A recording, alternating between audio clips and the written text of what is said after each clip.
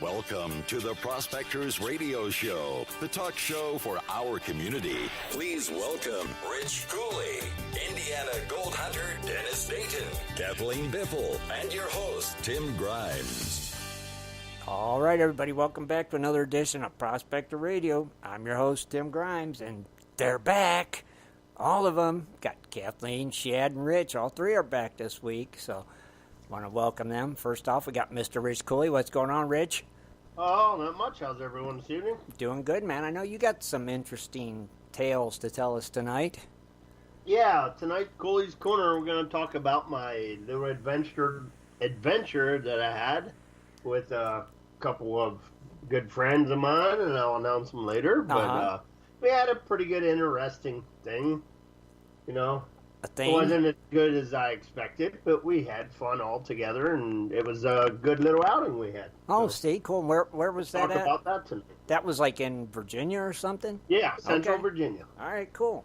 So we'll be talking about your little Virginia outing and stuff, and who all went. Yeah, that'll be his topic for Cooley's Corner. All So right, we'll cool. Get more into about the prospecting, what we did, what we had, what we went through. What went wrong. Different things, our adventure. How much gold you found, how much you didn't find, the whole 9 yards, right? Interesting adventure. Oh, nice, cool. Okay, so just an interesting adventure again tonight. Yeah. It's kind of like Wednesday. We talked about Scott's interesting adventure of him being on a beach instead of being in Idaho digging already, where he could be high banking all year. He don't need a permit, so you know, for that he could already have been there. So cool, man. We get to hear more. And then I'm actually curing some bacon.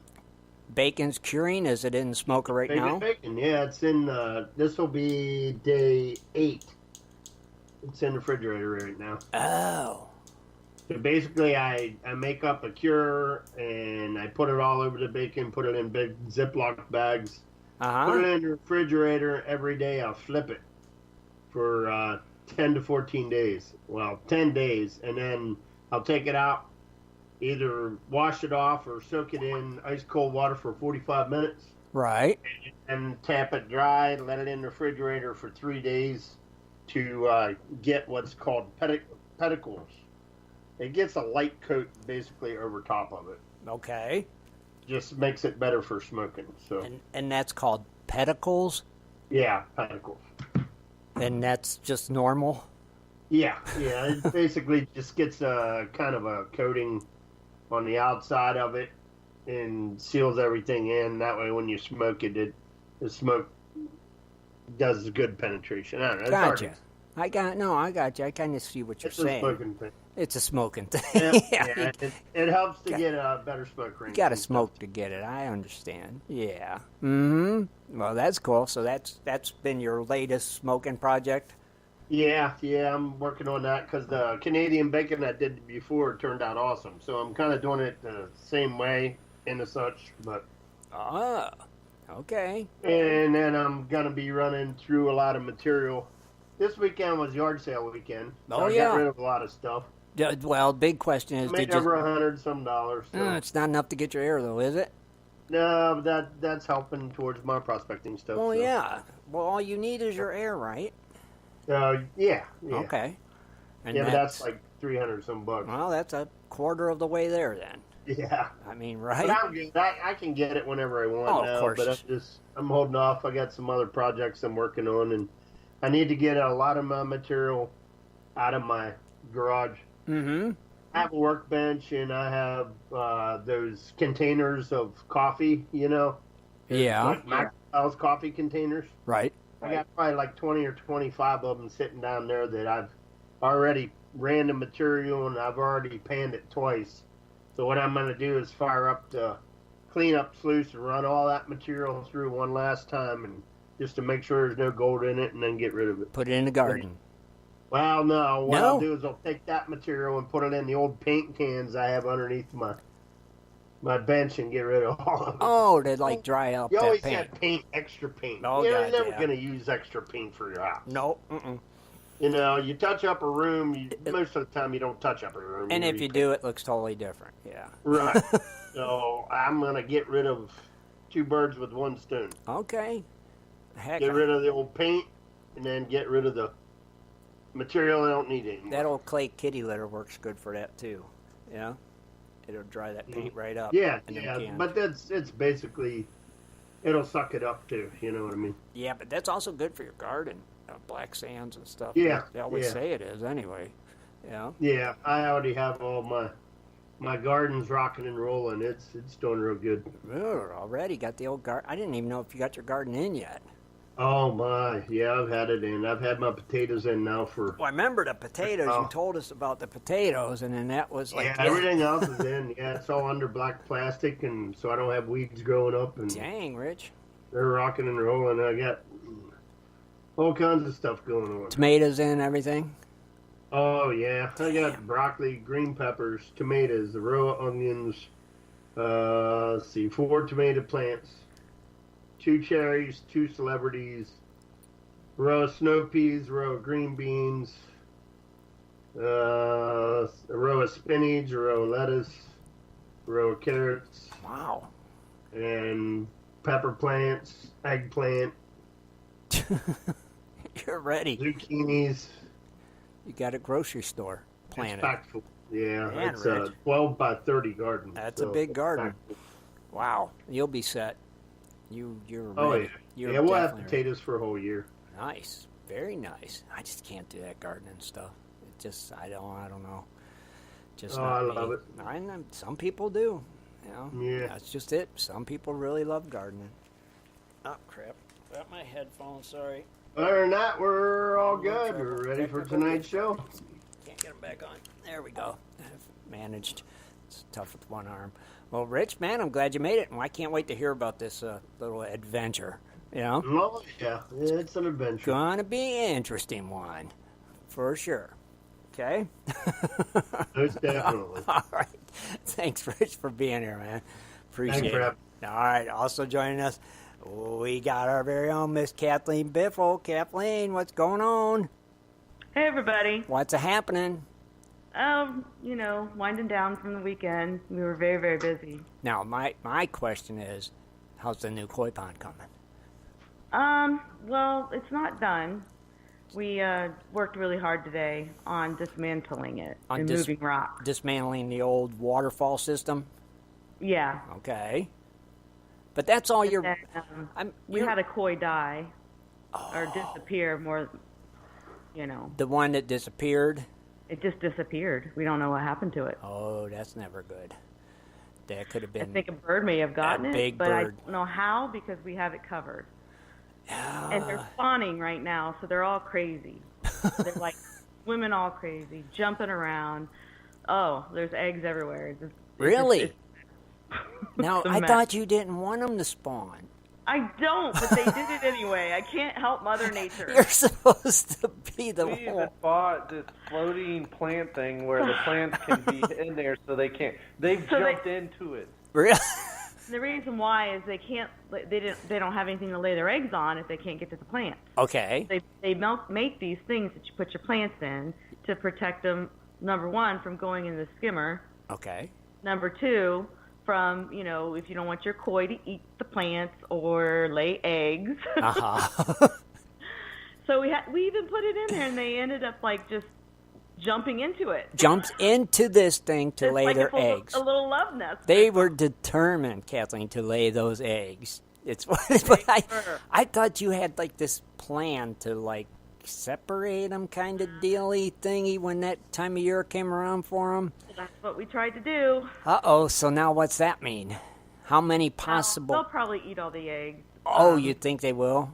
And, we're draining the pond anyway, so the chances of a survival is 1 to none. But wouldn't it be good if some of them survived? No, not really. Because they won't be like goldfish. They'll be like these custom kois. Well, if we find one that's pretty enough, we'll keep her. See, that's what I was thinking. I mean, I would... And, the way we see it is, with all the odds stacked against them, if they lived and they were meant to be... Right. We'll keep it. They're very strong, and they're going to make it. Yes, like those ones you found in that other tank. It's like they're still alive, too. See, they're destined to just grow up and be in that pond because they made it. They were strong fish. So got a about 1 million koi eggs. So, wait, how many of yours are females? Oh, gosh. I don't know. You don't know? Well, some of them you can't tell. Okay. When you get 'em. So, if each one... You just kind of look at the shape of them, and females are wider. That's how you know? They look more like a torpedo shape, and the males are sleeker. Right. Okay. You can check once they get a certain age if you want to take them out and inspect them, but right. I haven't done that. Other than that, I mean, when you buy them, they don't go, this is a male, this is a female, blah, blah, blah. They Only just... if you buy the big ones, which cost a lot more. Yeah, the big ones you can tell. Okay, gotcha. Now, Too which... bad carp eggs aren't yeah, like good caviar. Well, yeah. Well, they might be. We have caviar. Have you tasted them? They could be. There's like millions of them. I don't even know. Oh, Jesus, God. I can only imagine. That's rough. It's like, oh, you're never going to have no koi babies. Next thing you know, there's 1 million eggs in my pond. The heck's and Dwight out there said he saw our Patreon video where we did our rewards. And he can see the... You could see the koi eggs? You could see this tarp that we had, this canopy, that over that basin thing that Shad built. Yes. That's going to be where all the koi will be stored. Okay. Because we got to drain it. Yes. So, but then after we're done, that'll be the waterfall. It's going to have the filter in it, it's going to pump all the water. Okay. And then it'll come over the sides, and we're going to have a double waterfall. It's like doing a double purpose right now. It'll be it's gonna be epic. It's gonna be. Well, it was epic before. I really was. I seen it. I thought it was beautiful. It was a really epic. But now it's gonna be epicer. It's gonna be epicer, and it's gonna happen before we leave for Alaska. So that's next month. That is next month. So you guys are like really working your butt off on this thing. Man, how did you manage to find time to come to the Fossick Saturday? You know what? Of course, this happened.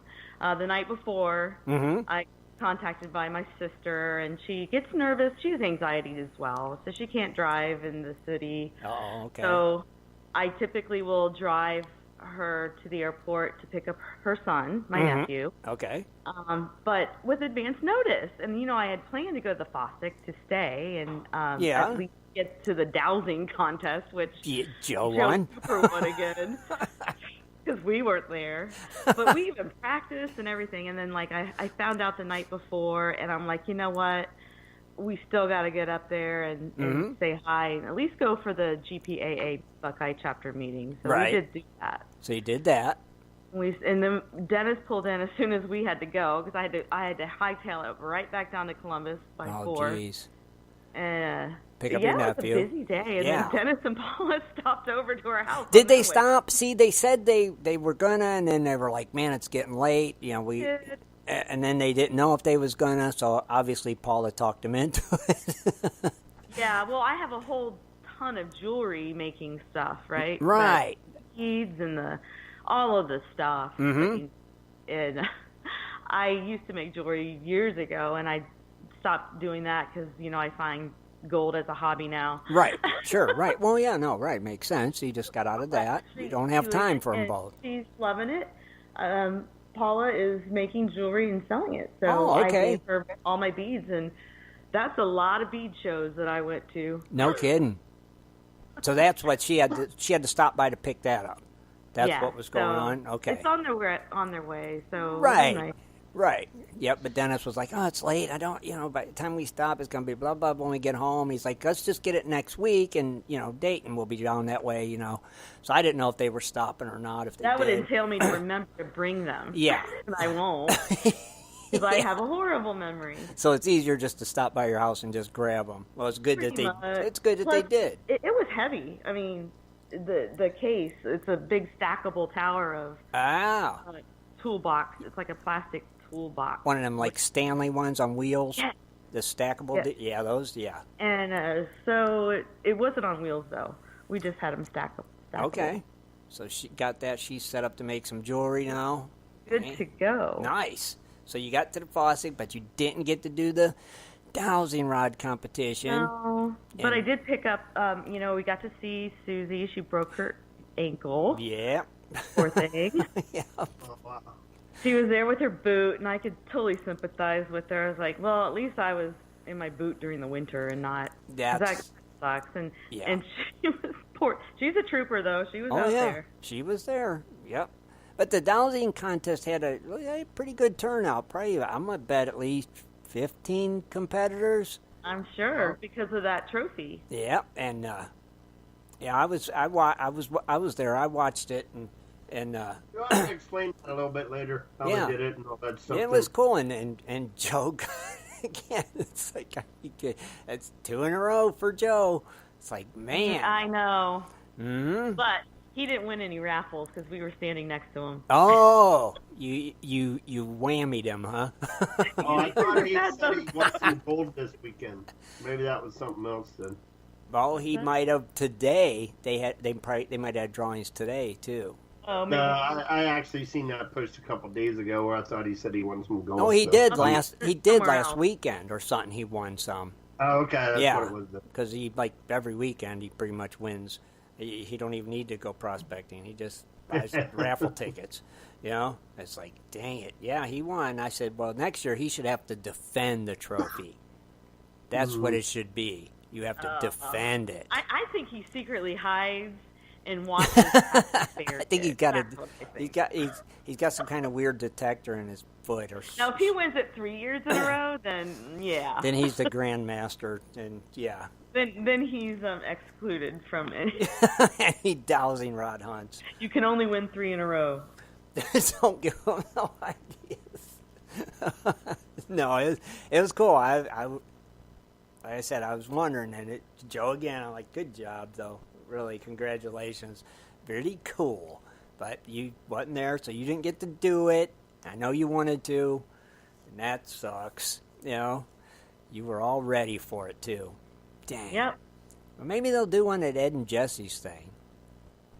Oh, I don't know. And you I'm going to be dredging. That's all I know. No, yeah, that's true, too. You're going to be dredging. You dredge. don't even think about that dowsing rod stuff then. That was just a... It's, because I'm more of like, when I go to these outings, I like to be in the water. Oh, yeah, of course you do. Yeah. And I'll visit like we did and, you know. Yeah, but you know, I mean, the water at the Swank this weekend was up some. I mean, you know. Pretty high. Yeah, it was, but they still did a common dig, though. They found a gravel bar near the side, and they were able to do that. Well, that's cool. At least they got to do that. And I guess I seen some pictures of the night hunt. It didn't look like it poured the rain like usual. So that was a good thing. So I don't know. I think it was a dry Fossack this year. You know? I really think it was. And it wasn't moist. No, it wasn't moist at all. And that's probably because we didn't stay. If we'd have stayed, it would have poured the rain. And of course. You know how it always goes when we stay somewhere. So it's just a weird rain thing. So what's the essential oil of tonight, Kathleen? Well, I'm pretty sore. So I'm rubbing like a blend on my joints and all the lifting and... Oh, the rock lifting. We worked out this morning and did yoga. I don't know why, because then we went out and worked all day on the pond. Yeah, so it's like, why are you killing yourself with yoga, too? It's like, Why did we do that? So awful. Good question. You have to ask yourself that one throughout the night. Why did we do that? Well, we're trying to get in shape, and this will definitely get us in shape for moving big rocks, because that's all we've been doing today, and we've got them all organized in our yard. Shad was in the pond chucking them out, and I put them in a wheelbarrow. Okay. You were the wheelbarrower? And they're placed in the yard, big ones in a pile, the mediums, and the cobble. Oh, geez. It's crazy. You're actually sorting them, too. yes. Man, Kathleen, good job. The neighbors are looking over at us like, what are they doing now? Yeah, because it was like that pond was huge and it was cool, and it's like, it's hard to believe it's getting changed, but I can't wait to see it when it's done. It's going to be epic. It has to be, because it was epic before. I got a blend of wintergreen, peppermint, juniper, and marjoram. Wintergreen, peppermint, and what's the last one? juniper, and then marjoram. There's 2 more. Marjoram, not like margarine. Marjoram. Not like the butter, the fake butter. Okay. Marjoram. Marjoram. Now, I know it's a spice. I know. It's a spice, yeah. Oh, okay, marjoram. I never heard of that. Shad. Yep. I You use it, and actually, you can use it in making sausage. Really? Yeah, it's really good in Italian food. Any kind of Italian. Italian sausage. Yep. How Yep. darn. Yep. Pretty cool. And then I also have that's just for my aches and pains. But then I've got my normal And you just say- rub that on then for the aches that and pains? was on my aches and pains. In kind of works like Bengay in a way. Really? The peppermint, it's warming. Oh, right, the peppermint. That makes sense. Okay. And then I've got Palo Santo on, and that's just a regular oil that for the aroma therapy. Okay, for the smelling part. Okay. Yeah, the smell good ones. Yeah, I got you. Just smell them, and it calms your anger. Anger calming and pain relieving peppermint. Mm-hmm. Marjoram. That's cool. Shad's going to post that link in the chat room if you want to have some of these awesome oils too that will help you with your aches and pains and your stress or anger or happiness or sadness. Just get you some of this. I know everybody's doing it nowadays. That's all you see is oils. Oil therapy. You know, and I was at work, and I had brought in a blend that helps you focus, Uh-huh. And I could hear the people around me because we're in cubicles, but I don't really know them that well. Right. And they, something just smells so good. And, in a sense, I was helping them. So what, do you got it in a diffuser at work? No, actually, I just have it I'll rub some on, but it's pretty potent, and you can smell it. I got you. Okay, so you should just sneak a diffuser in there and plug it in and get them all in a happy mood and in a better They'll place. all be in a good mood because it gets intense. Yeah, that's what you need to do. Plug that sucker in and get them all smiling. That is cool, though. Well, Kathleen, I'm glad you made it. And, sorry you didn't get to stick around for the old dowsing rod competition, but you'll get them next year. Next year. Yep. You got to steal the trophy. You got to bring it home. I will. Bring it home. Steal it, Joe Cooper. Coming after you. She's gunning for you, Joe. That's for sure. Awesome, Kathleen. Thank you for being here, as always. All right. Now, last but not least, for the moment, we got Ann Shad. What's happening, Shad? Not a lot. How you doing, Tim? I'm all right. I'm here another day. Right. I mean, so you've been working hard on that pond. Oh, yeah. Relocating all the boulders. It dropped, moving them all out. Uh-huh. The water dropped probably about 8 inches just from taking our rocks out. So, yeah, that was interesting. Good Lord. And then every time I was in there picking up rocks, I'd get a fish coming right up and hit it head or something, or it'd run into me like, what are you doing? Why are you in our pond? That's what it is. That's exactly what it is. So you built a block holding tank that's going Yeah. I mean, if you ever saw their construction, granted, you can buy these cool waterfall reservoirs for koi ponds or for just ponds. Right. And they cost like $1,000. Jesus. Really? And so when we first built the pond, I built my own out of a trash can and piping and stuff, basically, to hold water and let it flow out. But, over time, plastic obviously can weaken and get brittle with our winters. And sure. Granted, ours was still holding up just fine, but I was like, you know what? How about we just build this thing to last forever? Mm-hmm. So if anybody hates the pond, they're going to have to take a huge sledgehammer now to dismantle stuff. Or backhoe. So yeah, no. Yep. So you built that then out of block, right? Yeah, it's out of concrete block and stucco on the outside for the, since the back will be exposed. So we're going to paint it the same color as the house on the back side. And then, of course, we need to relocate the giant mound of dirt now from the one end of the pond to the other. Mm-hmm. Way we can build it up. And then we're going to have multiple tiers this time. So that's a good idea. Like Kathleen said, it'll spread out into 2 sides of waterfalls. So is the waterfalls just going to come down like both sides, like the middle will kind of be open. You'll have a waterfall on the left, waterfall on the right, kind of deal, like that. It'll be spread sweet. out basically after the first drop for the next 2 tiers into double. That's going to be pretty cool. So you already see this all in your head. You've got it all figured out. I've already designed it on the computer. And okay. You went that far. Plans and ideas, He goes big or he goes home. Obviously, yeah. So you got the whole CAD design made up there on the computer. And it's scale too with the blocks by the squares, so I know exactly how much we need. Nice Because some of the blocks we ended up special ordering, so we were able to get that and put it together last week, and it's fully cured. Now we got the pond liner. I'm putting a new one in that's over the top of the existing just to reinforce. Oh, okay. It's a 30-foot by 40-foot, 115-pound box that came in the mail. Wow. So it's a beast. Jesus. And now we just need to catch the koi. That's going to be fun, right? Time, yeah. Well, we'll have to put a pond liner in the reservoir tank. I don't want them in there with the, concrete side. Yeah, it gets scratched up or something. Yeah, it gets scratched up, and then, we're going to wait until the last possible moment to move them into that, so that way they don't have to stay, because it's not that big. The goldfish in the big pond will go with the other small fish in the little pond that we next to it, and then the koi, though, are all going in that big one. So I gotcha. Okay. Yeah. It's going to be epic, though. It's really going to be a showstopper, so to speak, And you've only got a couple weeks. Well, we got a month and a half. Is it actually literally like a month and a half? So 6 weeks? Till the end.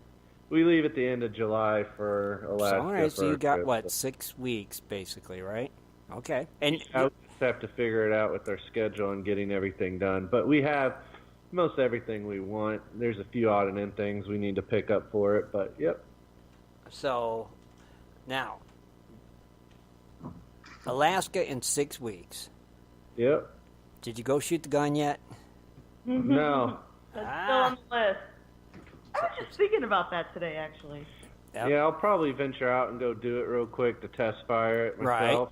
Right. I don't know. It just depends. Our weekends are so booked. Yeah, right. I mean, geez. It's hard to get out even during the evenings during the week because by the time with work and dinner for the kids, by then the places are all closed. So. Oh, geez, that's true. Yeah, it's like you just need somebody with the place you could shoot in their backyard, and you can just go and give it a shot, right? That's nice because, normally I would go to like the wildlife area where they have a gun range. It's dirt cheap to go there. It's outdoors. It's nice. Right. That's where Kathleen likes outside better than the indoor ranges, but it's still, for the past 2.5 years, under remodeling and construction, so it's closed. Really? They were finishing it up, and then last year with all the big floods, it made a mess of things. So they got set back. Oh wow, that's crazy. Indoor ranges make me so anxious and nervous. Because you're kind of confined in there, I think, kind of deal. All that power. Yeah, and you got all these other people shooting around you, right next to you, and it could be energy. Yeah, it could be intimidating, and like you said, it's frustrating and. It seems like when you're outside, it is a lot more relaxful. I do like the outdoor range. Sure, it is. It's much better. I agree with you there. I do too. And the outdoor ones are free, usually. Like you said, if it's at a park these or something. You have to pay, like, either you can pay a $5 day pass or a $25 year pass. Oh, for the outdoor so one? It's good to any of the U.S., or not the U.S., the Ohio wildlife areas with gun ranges, which I think there's like 4 or 5 in the state. Right. But, okay. Well, see, because this one's only like 15 minutes away from our house, so that's it's nice. That's perfect right there. Yeah, you could just if it was open would be great. Yeah, that would be ideal. Especially, you need to try it. You got to get out there and try it and make sure it's everything's good. Kathleen can shoot it. It's just perfect, and you're good to go. And then I'm sure you've already got your list made up for your trip, what you need to take, and you're going to be there. How long are you guys going to be there again?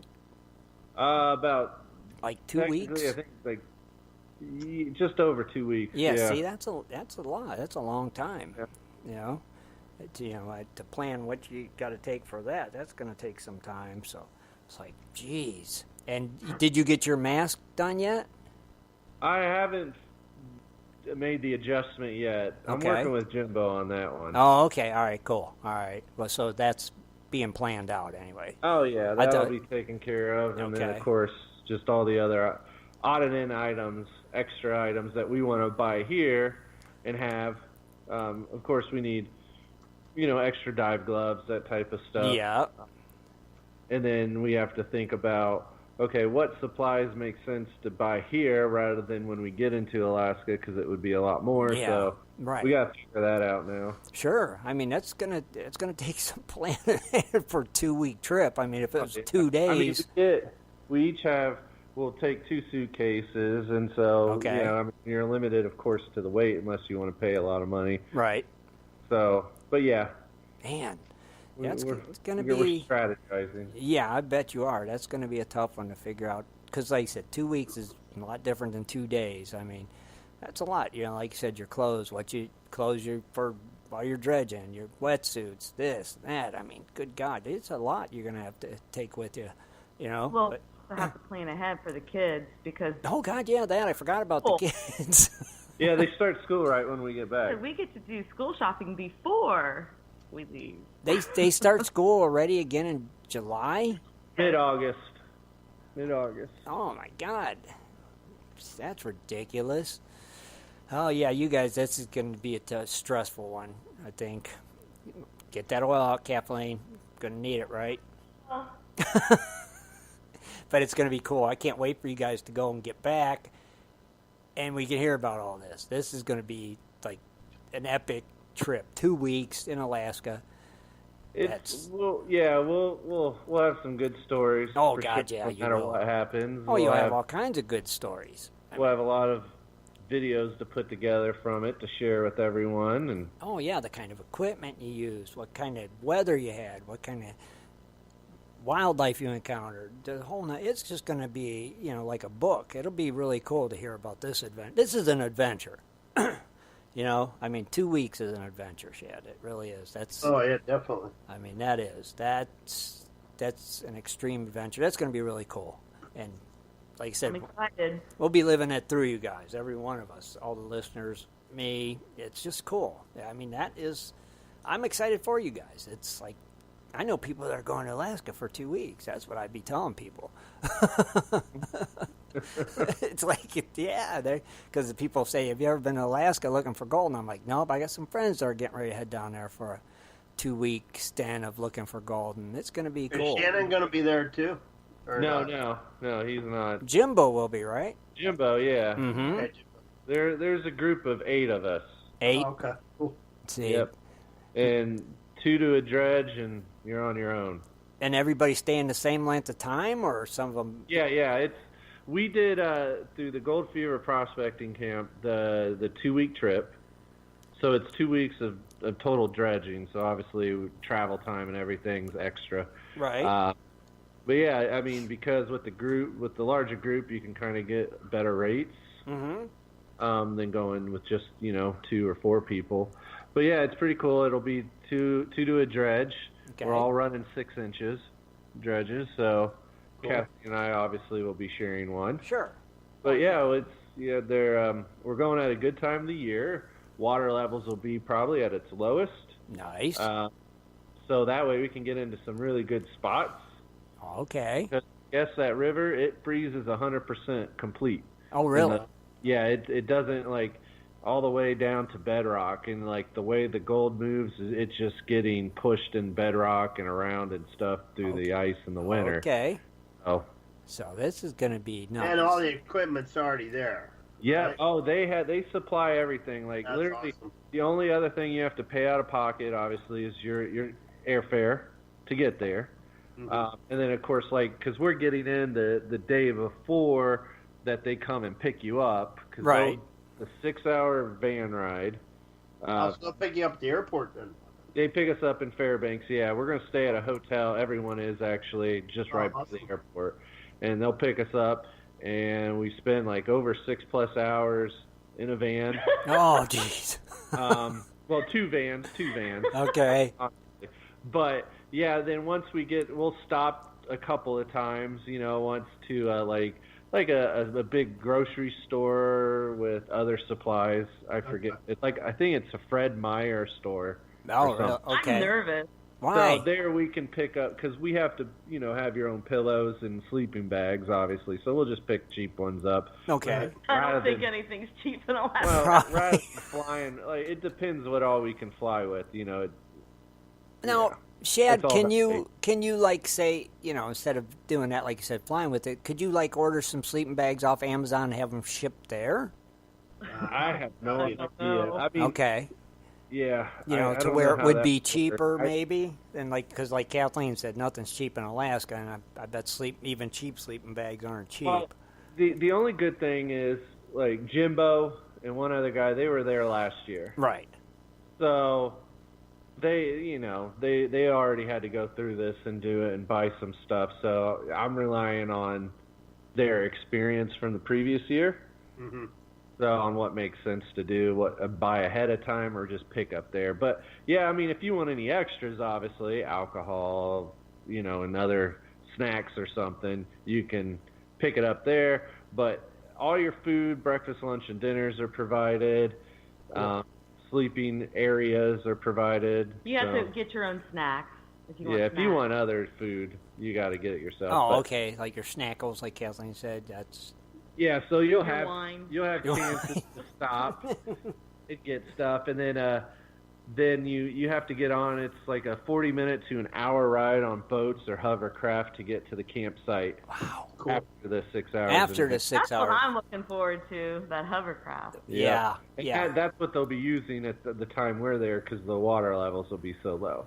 Nice. So that's the 6-hour van ride will kind of suck, but then you get to the pretty though. Oh yeah, right. You're going to see. You're going to see some good country. Oh God, yeah. So that'll help a lot. Definitely, you'll have something to look at for that time. Pull over. I want to take a snapshot. Yeah, I need a selfie right here. So no, that'll be cool. And then, like you said, when you get there, the hour, hovercraft ride, that'll be fun. So that hour will fly by. As long as it's not the rainy season. Yeah. For when the rain. No, we're pretty good there. I mean, there's always a chance of rain up there in Alaska. But the time of the year we're going is honestly, I would think, one of the best times of the year to go. I mean, your temperature is not at the highest, but it's just coming down from the high temperatures in early July. Right. It's more of, though, it's all about the water levels, because you got to think, with all the snow melts, glaciers, and ice melts and everything. Luckily, the river started to flow early this year, like back in April. Right. Mm-hmm. Last year, it didn't do it until the end of May, and when the Amber guys went last year in June, they couldn't even get into many parts of the river because it was just too high. A lot of water, dangerous. So when we're going, it's all going to be a lot lower. There'll be still some deep spots to get into, but if it rains or something, then we'll probably get. Yeah. Sure, but it's still it's going to be cool. 2 weeks. 2 weeks. And they have a sauna they build there. Oh, really? Yeah. Well, that'll be nice for those. After throwing rocks all day and stuff, getting that. That'll probably feel good on your muscles and joints. Oh, yeah, sure, you have to. Essential oils and get in the sauna. There you go. I mean, that's a great way to end the evening after that, panning your gold, get in the sauna. Well, and you got to think, too, it doesn't get completely dark where we'll be at. Oh, wait, that's right. Yep, so it's, nonstop sunshine. It gets kind of almost like the twilight hours, I guess. It's a dusk. Right. Yeah. It's a dusk. Man. For a few hours, and then it brightens back up. Oh, that's going to be cool. We'll be all screwed up. Oh, you will be, but it'll be so worth it, I could see it now. It's going to be cool, man. I don't think we'll get to see the northern lights, though. Because it won't get dark enough, you mean? I don't know. They'll probably be faint. It depends. You may be able to see them, but yeah, I think probably I would assume the winter time's the best time to see them. Probably. But, they have satellite internet up there, but it's not enough to where you can Skype or do stuff. You can send an email or make a post or a message to your kids, and that's about it. That's good. That's a good thing then, right? That way you can check on the kids and make sure everything's okay and all that jazz, and that'll be sweet. Nice. I'm happy for you guys. We'll counting the days down with you. That's for sure. You know? Oh, yeah. I'm always watching. It's coming a lot faster than you think. Oh, I bet it is. Well, it is. I mean, heck, it's already June already. And we started planning this in October of last year. It was October? Mm-hmm. Wow. Was the first discussions. Deposits were made in November, and then, fully paid, at the beginning of the year. Yeah. And then we had to book all the flights and everything afterwards. Sure. There's been a lot of planning and a lot of time to get to it, so. Oh, yeah. We're hoping. But we're also, I mean, come on. It'd be sweet to go there and say, oh, wow, we paid for both trips. Oh, God, yeah. And then made a big profit. But yeah. Kathleen and I, we both agreed it'd be cool if we could just find enough gold to cover one of our trips. Well, it would be. I mean, but even if you don't, it's like an epic vacation. If you found enough to cover half of them, it's the adventure. It is. I mean, this is one and that's gratitude. So yeah, this is the one right here. This is the one, right? So it's. I mean, we'll keep our fingers crossed for you. Hopefully, you find enough to cover both and make something on top of it. That would be super great. But if not, it'll be fun. We're gonna find good gold. Right. I know that. Oh God, yeah, you know it. A lot better gold than you ever found in your life, probably. That's what we're hoping for. Yeah, I think so. I really do. It's going to be, this is it. This is the one, you guys. So. And then, of course, when we do, then we'll have to debate, should we do this every year? Right. That'll be what happens. Yes. Then it'll be like, maybe we should do this every year. Well, I won't lie for, it's, Kathleen and I, or the household, it's a lot of money to do this. Well, and God, put yeah. up. And that's why we were like, it's a bucket list. At least if we do it one time, regardless of the outcome, right. At least we tried and got to say we were digging for gold up there. Yes. You can say you did it. Yeah, exactly. Yes. And then plus with all our other plans to relocate to Arizona, all the kids growing up. So, yeah, this was the moment where we were like, right now we know we can do it, so we'll give it a shot. This was the time you had to do it now, or you might not be able to do it again for 5 or 10 years. Yeah, so it was, right, it was kind of do or die situation. So what's on your bucket list after that? Oh, there he is. He made it. I would have to Australia. say Australia. We're going to go to Australia next. That's the one. That's my bucket lister too, Australia. Yeah. Because I am so tired of hearing about 1 pound nuggets and crap like that. I know, another guy found $100,000 nugget. I'm like, it's not even news anymore. I know. No, it's like they just turn around and kick it over. Like, oh, look what I found, man! It's only this big. Right, and where was it at? Probably the same place as always, right? What's the name? Mean, yeah, you see the news stories. Mm-hmm. You see those guys on YouTube, on social media, on Gold Prospector Space, showing off what people are finding. And it's like, you look back at what we find and you look over at what they find, and you're just like, this sucks. It's like, it'd be cool to go there.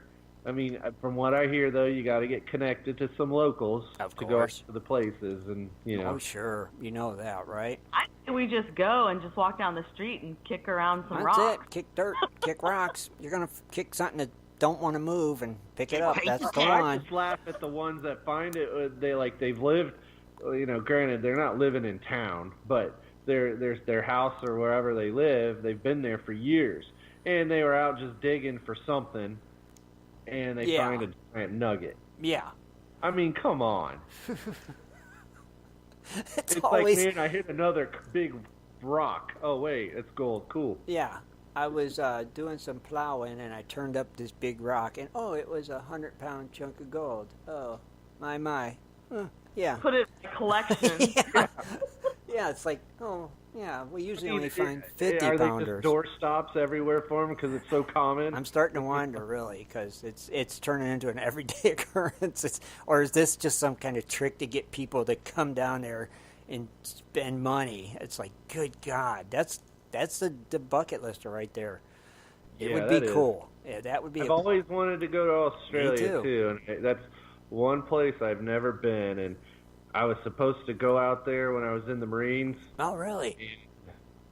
I ended up getting out discharging instead of going there for training after Iraq. So, but you don't get to see cool stuff when you're in the military. So that's why it'll be really neat to go there with Kathleen. Well, I hope you guys get to do that one too. I really do. Yeah. Well, Shad, thank you, brother. We'll be talking more about this here coming up for sure. This is a very interesting topic that I like hearing about. And like I said, we're living it through you guys, so we appreciate it. You got some birthdays tonight, do you? Birthdays and precious some metals. Precious metals. What has that done? Well, as you know, the markets have been responding very well with gold prices shooting up in these past few days. Climbed again $7 to $1,341. So gold's back. Okay. Silver's up 14 cents to $15 even. Nice. Not too shabby there with silver. Nope, not bad. Platinum's up $5 at $808. Palladium's up $10 to $1,358.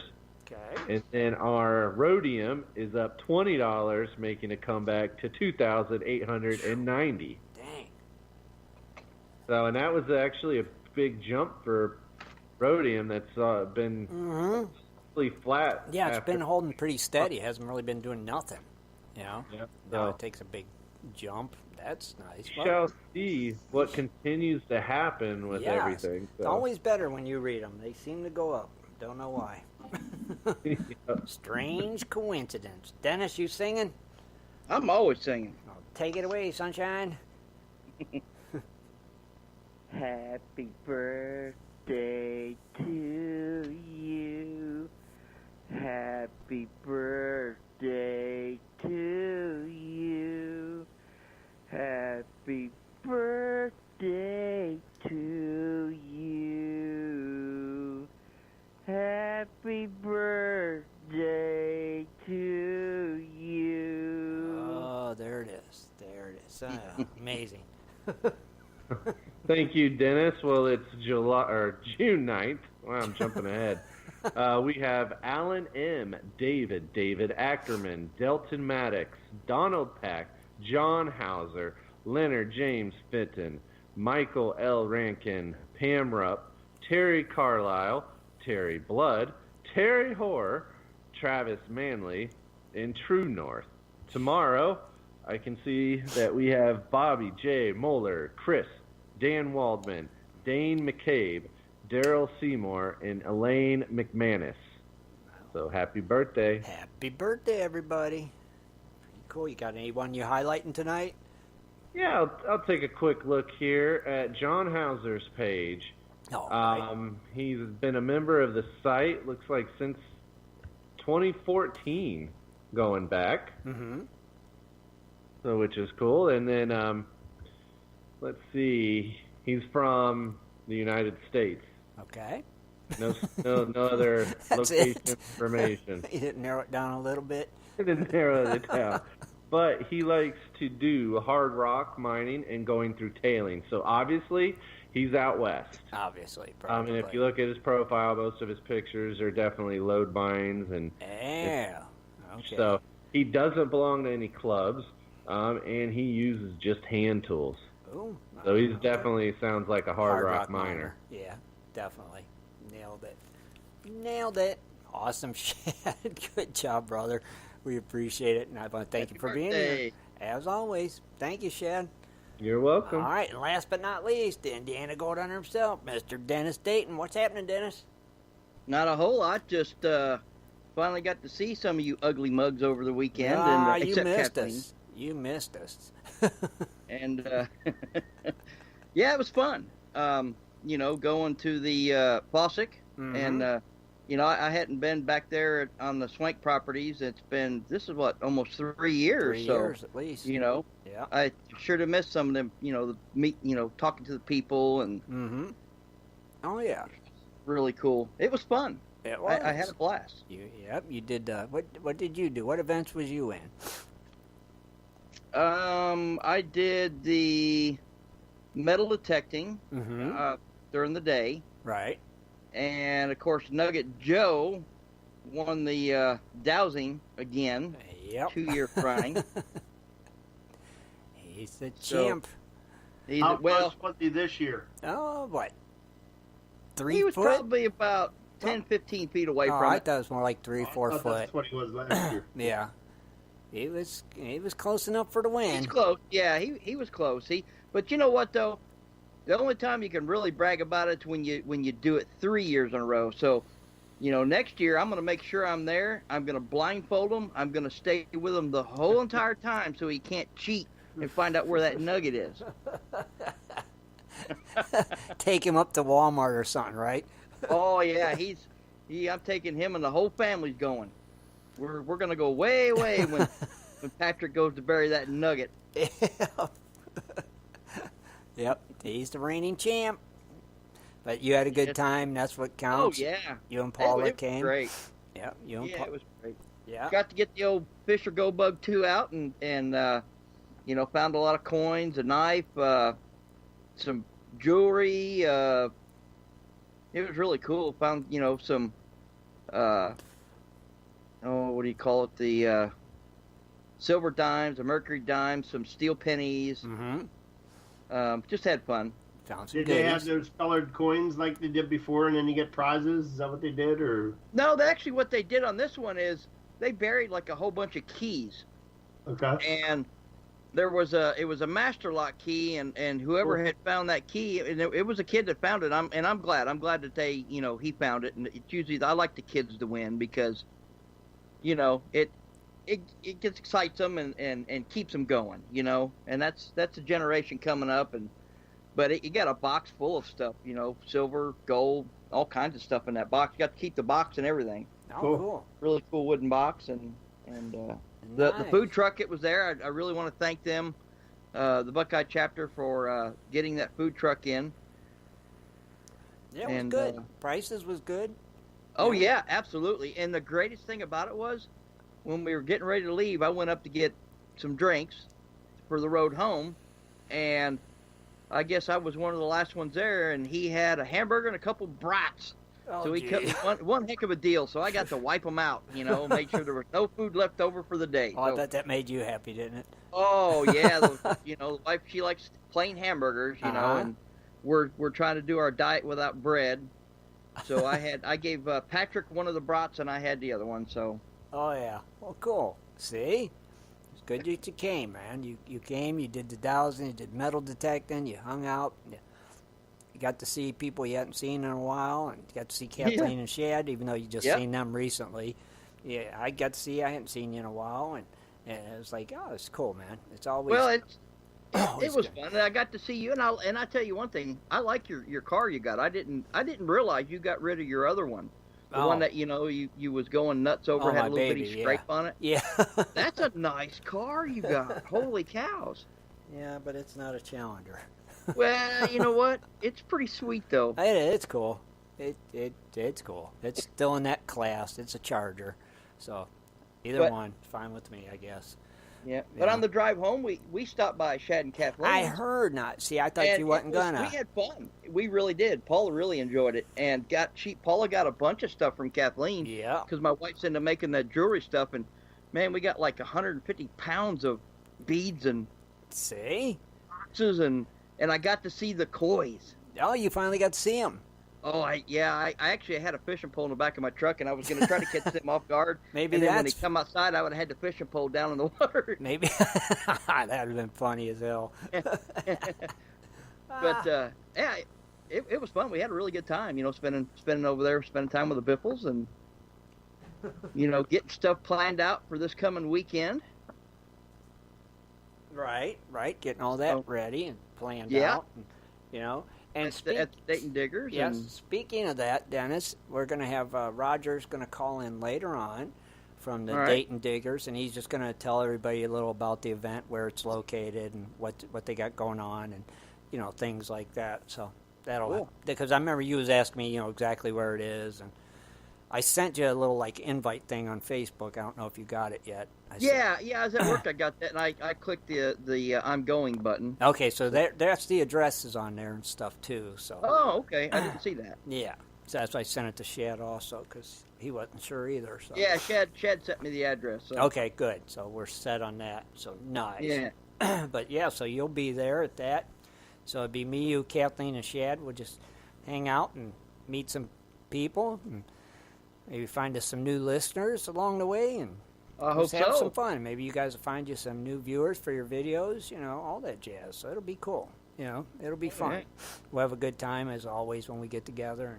And it's close to home. It's That's close. What I love about it is close for you. It's actually. I was telling the wife on the way, just right when we got home, because we were actually on the road that day a total of 8 hours. Sure. It's 3 hours, and what was it? 58 minutes one way. So 4 hours. We were on the road for 8 hours on Saturday, right. And I told the wife, said, you know what? We could have just drove an extra 2 hours. We would have been to Oklahoma. Because it's a 10-hour drive to go see the parents and stuff. Oh, yeah, when you total it up, sure. But, man, I tell you what, traveling in that truck, my back was screaming. I couldn't hardly move this morning. Oh, yeah, I know. It's rough sitting in a vehicle all that time, But right. Yeah. Well, it's not that. It's just I've got arthritis in my back. I found out I got the reason why I've been having back problems. I got arthritis. The good old Arthur. And you're old. You're old man. One of the most. Yeah, I know. It's the age thing. But the most comfortable car I've ever found that I can travel in, and I don't hurt at all, is a Nissan Altima. We rented a Nissan Altima, and I drove 10 hours straight, and not once did I have any aches or pains or anything. I remember you saying that. Yeah. So. Yeah. See? I don't know about their. So I wonder if Nissan fun. Makes a truck that's just as comfortable as the Altima. You need to find out. You know what I mean? Oh, I do. You need to find out. That might be what you need. I'm telling you, you just don't know. But man, we've got busy schedules coming up. All you guys do. What is it? We got the Dayton Diggers this coming weekend, and then we got that other event the weekend after that, right? The East Coast Prospecting event after that. Yeah. That's Ed and Jess and them, right? The one that Ed put on? Yeah. Man. Yeah, so see, we're busy the next couple weekends, and then you guys get real busy with your trips, and then, oh my God, me and Rich will be the only two that ain't going somewhere like that. So we'll take up the slack if anything comes up for sure. But and I was going to give an update too. We did one of the things that we found out. I kind of like at first I was a little bit disappointed, but when we're going to Idaho. And we were getting our dredge permits and everything else, and we were, talking to David, and it's showing on the map, and man, there's some really nice gravel bars. And I was thinking, all right, but the thing about it is when you have a dredging, you're not allowed to dredge those gravel bars. Really? Yeah, I was like, oh man, yeah, really nice big long gravel bars on the inside bends. But you can't dredge them. No, you can't dredge them. Well, we didn't get our permits. Right. I don't know all I know is next year in 2020, there no longer you have to fill the permits out to go to the BLM or whatever it is. You're just going to have to do one time, and it goes to the state. So they're doing away with regulations, which is a good thing. It's going to be a lot easier. But we did get our water permits, so we can high bank.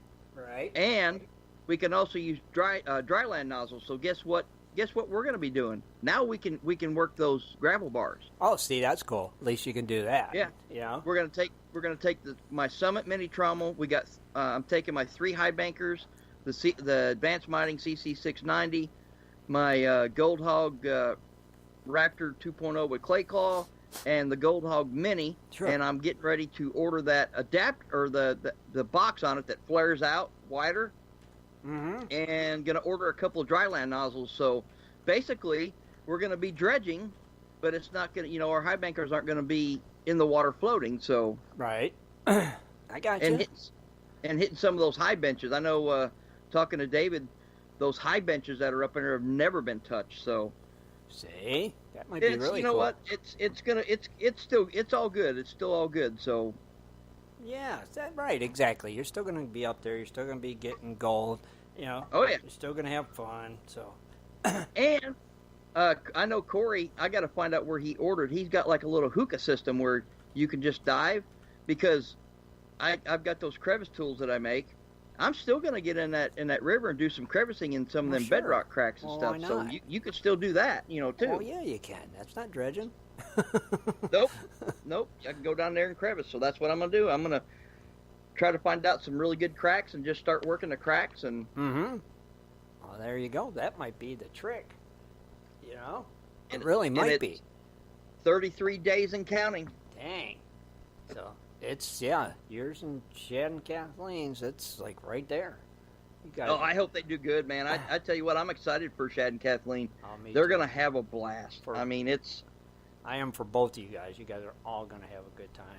So yeah, getting that off your bucket list. And, I probably say, when they go to Alaska, we probably won't hear from them again. They'll be there. Probably. They'll probably find so much gold they're not coming back.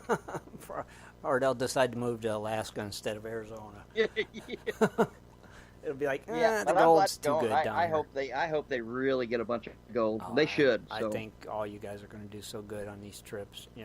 It's really cool. Really cool. Awesome, Dennis. I am happy, man. And man, can't wait for next weekend to see you again. Yeah, I got to bring I got to bring the canopy and a table. Yeah, and your chair, of course. Yeah, and your chair. I think I got 2 chairs. I'll throw them in the car. Well, that's good, because the one chair that I had was really comfortable. John Miller took it back. So. He took your chair back. Yeah, well, I had to convince him that I wasn't sitting in it naked. Oh, well, I seen you do it. I don't know why. So he believed me that I wasn't naked. He took the chair back. Oh, okay. Well, maybe he'll give it back to you now. So now how much you like that chair? Oh, it is. That chair was so comfortable. That was a chair, definitely. Yes. Yeah, right. Well, Dennis, thank you, brother. Let's throw a quick commercial up here, and let's come back with Rich so we can hear about his little adventure that he had down there in Virginia. All right? So we'll be right back, everybody, after this message. Do you like to mine for gold? Enjoy prospecting a nice crack in the bedrock? Enjoy getting outdoors to camp, fish, hunt, and hike on your public lands? You plan your trip, load the gear, grab the dog, put the family in the truck, and drive off to a locked gate. A sign says you cannot enter or access your own public lands. Mining claims and public land owned by we the people are being designated as off limits by our own government every single day. Are you concerned about the direction our government is going? Are you tired of seeing no access, no entry signs on your lands? We are, and we are fighting back. We are AMRA, America Mining Rights Association, the fastest growing small mining advocacy association in America. AMRA is a 501c3 not-for-profit formed by miners, hunters, off-roaders, retired military men and women to stop the insanity. AMRA was formed to educate, unite, and help the small miners and public land users on their rights given to us by God. Do you want access to great mining claims? For a small tax-deductible donation to their miners' legal fund, your family gains access to proven excellent mining claims across America for an entire year. AMRA challenges the USFS, BLM, EPA, and the other agencies intent upon stopping you from enjoying your own lands. You are who pays these people's wages. It is time they listen to us. We need to unite. And that is what AMRA is doing. As you sit here right now, thousands of acres of public lands are being closed, locked, and blocked from use by you. Are you fed up yet? Join us. Get in on this fight and let's restore America to what our families fought and died for. Freedom. Just visit AmericanMiningRights.com. AmericanMiningRights.com. Also, check us out on Facebook at American Mining Rights Association. AmericanMiningRights.com. In 1858, gold was discovered in the rivers of New Caledonia. This discovery would spark a massive gold rush. Today, the search for gold is much easier, yet still challenging with Dirt Hog Pay Dirt. At Dirt Hog, we pride ourselves on our gold and guaranteed gold amounts. Just visit dirthogpaydirt.com today and buy yourself a bag of the best pay dirt concentrates on the market. Order with confidence in Canada and North America. DirtHogPayDirt.com. The best gold concentrates on the market, period. Also, be sure to check out our Honest Bonus program. Welcome to Cooley's Corner. Join Rich Cooley as he talks about equipment, new products, and so much more for all us prospectors and treasure hunters. Here's Rich. Good evening, everyone. Welcome to Cooley's Corner. First off, before we get started, don't forget about the Patreon we have in here. I seen Jaron posted it in the chat room there, so don't forget about being a Patreon. That's right. Thank you, Rich. Me and Dennis forgot. Yeah, did forget. And thanks, Jaron. Get in on that offer. There's always something going on in here, so make sure you join up for that. All right, basically, tonight's Cooley's Corner is going to be about my adventure that I went through there a couple weeks ago down in Central Virginia. Mm-hmm. Darth has been a member down there for a while, I think a year or two already. And I actually joined down there for Central Virginia. I think it's CVGP's Central Virginia Gold Prospectors Association or something like that. Basically, it's a private club. You pay so much a year. They have like eight or nine different claims that you can go to. They basically lease the property, and you get to go to these properties and camp on some of them, and then keep all the gold you find. And of course, make sure that you're keeping the area nice and clean when you go, and so it's good places to go to. Well, we actually didn't do a lot of research on this area that we wanted to do. Darth wanted to get down a couple times, and that didn't work out, and I wanted to get down a couple times, and that didn't work out. So we basically wung it, and we had a bunch of surprises when we got there, but we'll get into that when we go. All right. Basically, on a Thursday, I actually went down, left the house, and I met Carrie. Of course, everybody knows Carrie Tucker, and I met Carrie down there. She was running behind. Everybody was running late doing stuff, and I met her down at a church down at the end of the road, because all we had basically was a map, some kind of directions up to the area. Other people's went up different ways, but they changed the gate, so we had to go up a different way. And we got up into the claim, and basically it was just a big area that was logged. So it was basically an old log yard, pretty much. You had to go through the gate, unlock the gate, but the gate was already open for us because they had other stuff going on, I guess, there. And we got in this dirt road, and you go up, and there's a bunch of roads that's cutting off of it, so you're not sure if you're actually going the right direction. But we pretty much stayed on that main road, and it took us up to a log yard. And, of course, it was all like a rich clay material type. So we basically set up camp there. It was on top of a flat, so, of course, when it was windy, it's very, very windy. And that evening there, pretty much, we got the four-wheelers. Her four-wheeler was broken. She had some issues with, so she couldn't use her four-wheeler. So we basically got my stuff unloaded and dropped my trailer and got my four-wheeler, and we took it for a ride down. There was a bunch of trails basically up top. There was two trails up on top, one to the left, one to the right. One to the right we took back in, went back in a pretty good ways, and it came to a dead end. So we got off and walked down through what was kind of a trail, and then it kind of petered out to just the woods. And we couldn't find a creek down in there, so we turned around, come back up out, and we went down the road, the same road that we came in, and tried to hit a couple of those roads coming off to see where they actually led to. And we took one down in there a pretty good ways and decided, nah, that's far enough. We turned around and come back. So we went back up to camp, pretty much went down over the road to the left, which was a snarly road. It goes down in, it's basically washed out, and it goes down in, and your wheels are on one side if you're in a pickup truck, and I would never take my truck down in there, but no. But of course, Brian James was up there later on, and I'll get into that later, but he kind of saved the bacon for us. He got our equipment out of there, but I would never take my truck down in there, but he did. So we got the four-wheeler, straddled the road and down into the gullies and down in probably, I don't know, a third of a mile or a quarter of a mile down in. And I was always told that when you get down in, that the road leads right down to the creek. Mm-hmm. Well, we got down in there, and there's a tree crossing kind of the path. That's a mud hole. So we stopped the four-wheeler, me and Carrie got off, walked in past the mud hole, got stuck in the mud a little bit walking, but got through that and looked at the creek, and 3-foot, 5-foot banks. And we're like, how the heck are we going to get the dredges and stuff down in there? Thought this road goes right down the creek. Right.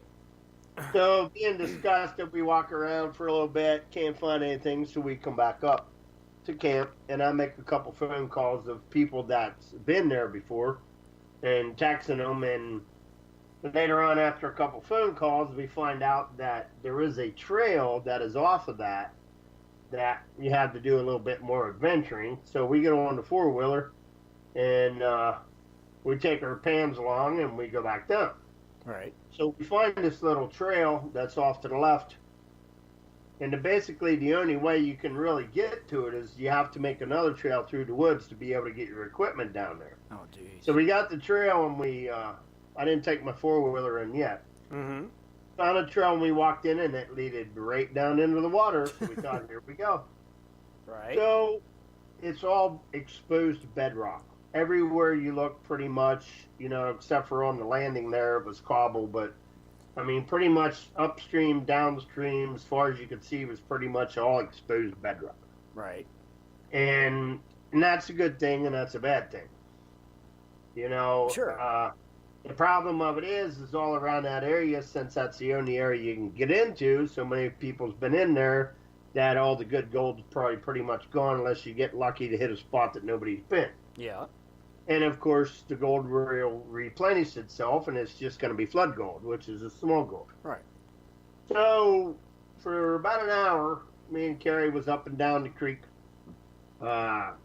Just basically took a little shovel enough to get down in to try to get some samples, and nothing. We couldn't find any specks, no gold, no nothing. Oh, jeez. Out of about 20 or 30 pans, we were disgusted, pretty much. Sure. Because you couldn't get down into the crevices or anything, like you had a dredge to suck up material. Mm-hmm. We tried a couple of little sandbars up there and really couldn't find any. We had no gold at all, Oh, bummer. So we were pretty much getting disgusted, not finding anything, because we were expecting at least to see a couple little flakes here and there. But sure. So we go back up to camp, and we kind of decided we're not gonna haul all the equipment down in there on Saturday or on Friday. We're not gonna haul everything down in there.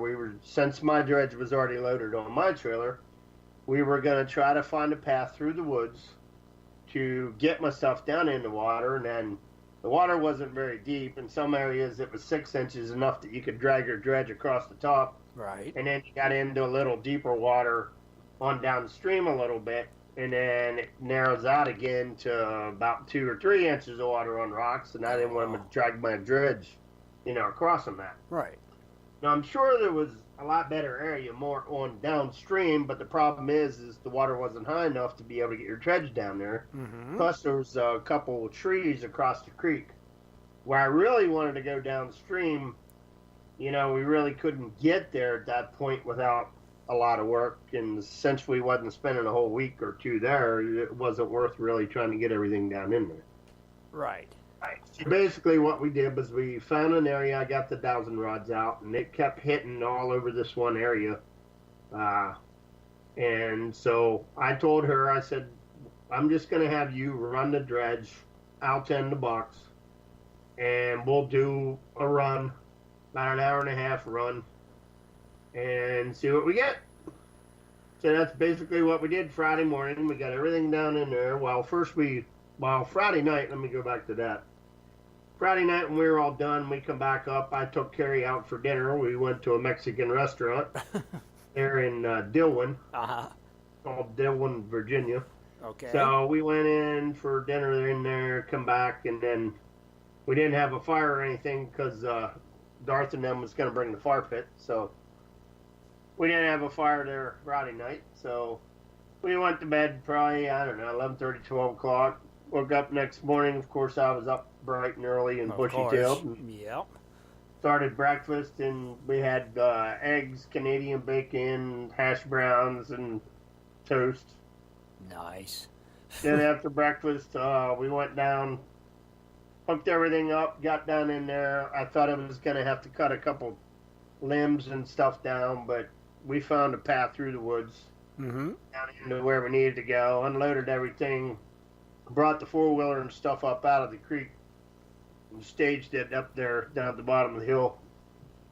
Went back in, fired the dredge up, got it working, got her on the dredge, and we did an hour-and-a-half run, did a clean out, and had probably about 30, 40 colors. Right. You know, not really big gold, just basically flood gold here and there. Sure. Wasn't really too much happy because I wanted to try to find a better area. Right. So we went downstream a little bit and doused some more, and we found another little area down there. So we got Carrie's dredge down in there. Or no. Let's see, Saturday we just ran mine.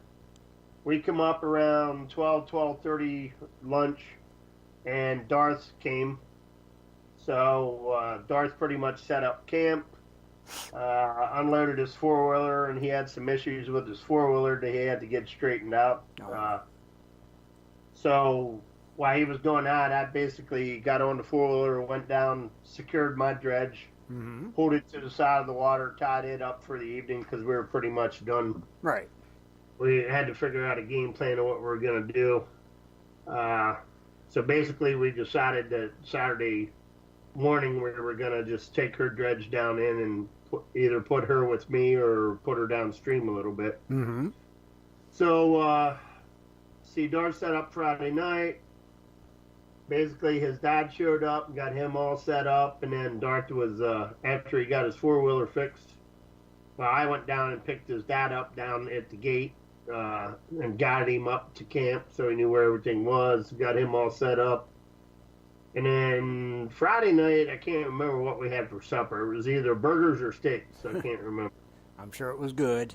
Yeah, it was burgers one night, and then the next night we had steaks with Oriental vegetables, and then Sunday we had chicken thighs. Oh, okay. And kibasi. Gotcha. Made some of my homemade kibasi, but Captain Frank did most of the cooking on the grill. He brought a little grill. He pretty much did stuff on the grill, and then I did the rest of the stuff on mine. So who all went, Rich? How many of yous went? Basically, all together, we had Carrie, myself, we had Darth and Captain Frank, and we had Brian James came down. Okay, now what? Now, Brian came down on Saturday and Sunday. What Brian did was he basically come down, drove his truck down that nasty hill, and backed into where the mud pit was and got his gear down in the creek down in there. Right. And he basically ran for a little bit. I don't think he found very much gold either, but bummer. He did find some. On Saturday we took after breakfast in the morning there, we had of course hash brown, eggs.